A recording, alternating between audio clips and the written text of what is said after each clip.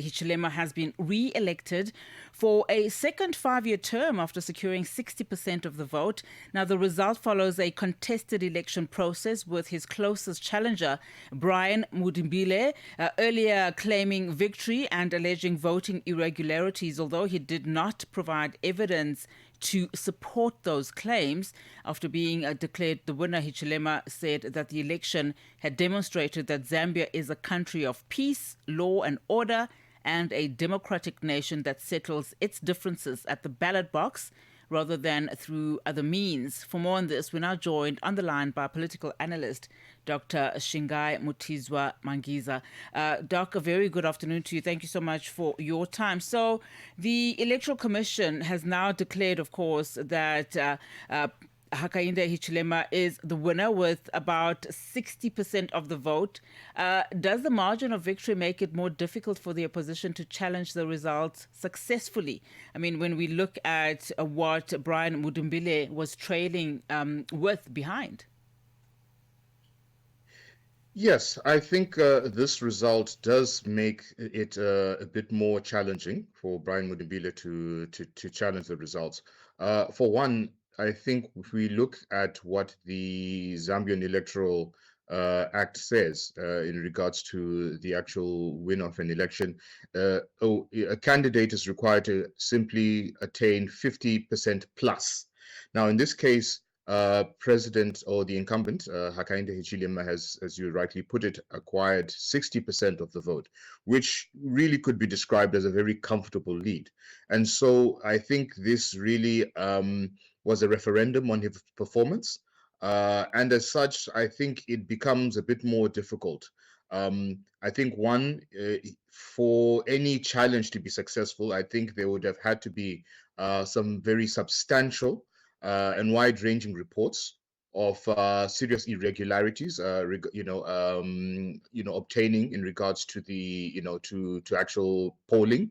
Again, there would have to be concerns around a lack of transparency, and so I think it is an uphill. It's going to be a bit of an uphill challenge, I think, for the opposition leader, Brian Mundubile, to actually present a case. This is, of course, not to say that there were none that were recorded. I mean, he actually noted that he had actually stated that, there had been challenges, regarding them accessing transport, or in terms of logistics, they were prevented, he said, from using helicopters to reach certain areas.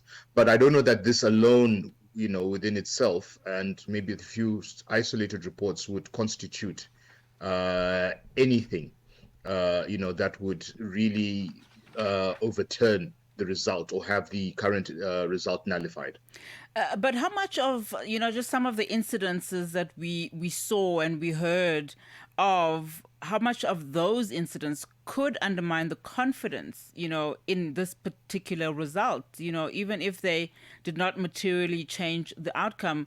For one, we saw how the Electoral Commission temporarily suspended vote counting after attacks on election officials and the theft of ballot papers.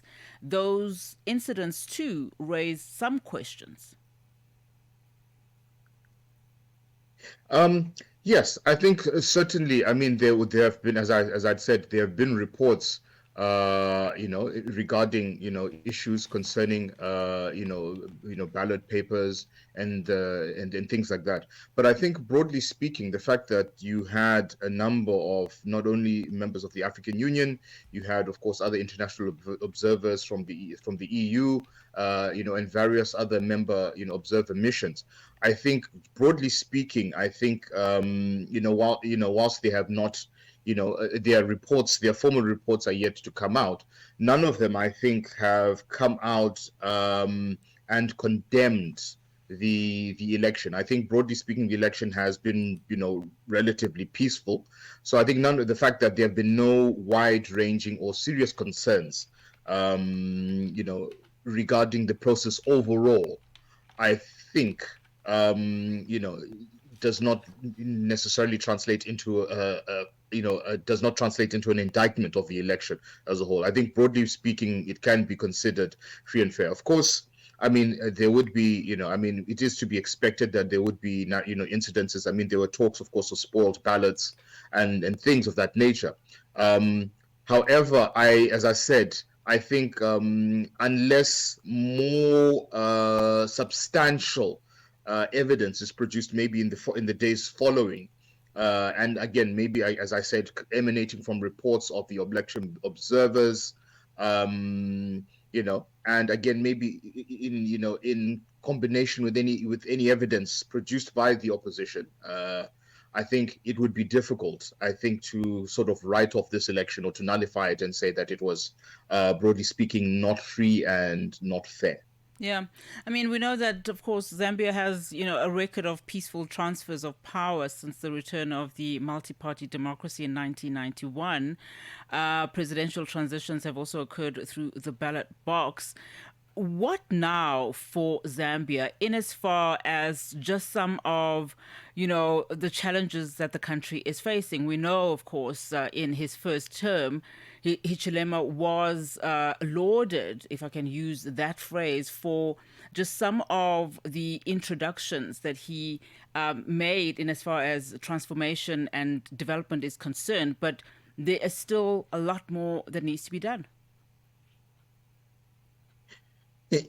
Yes, that is correct. I mean, at the time that he assumed the reins of power in 2021 from the late Edgar Lungu, the country was in a serious, facing a serious debt crisis. Inflation was quite high. Unemployment, of course, was quite high. The currency itself, inflation, was also quite high. So I think what he had done was, in assuming, in coming in, I think what he had done was really to introduce a series of austerity measures. One was, of course, trying to restructure the debt to get it under manageable levels, which I think to a large extent he has managed to do. I think what he had done was also, in so doing, he was able to kind of reintroduce a sense a sense of confidence, I think, particularly coming from the international community in regards to the, sense of policy stability that was being introduced. I think another key thing that was the restructuring of mining policy. I think to a large extent, the output in terms of, in terms of copper has gone a long way. I think one of the targets that they have, I think, in the following years is to produce at least 3 million tons of copper, which is a plausible target, I think, given the strides that they've made. However, of course, there are still quite a few challenges. One, of course, there's, as mentioned before, there's an issue of unemployment, that is there. I think you see that, approximately 70% of Zambia's population lives on, just over $3 a day. You have power, you have, some challenges regarding power supply. There's an electricity shortage that the country has been facing. And so there are a number of areas that still require a lot of attention.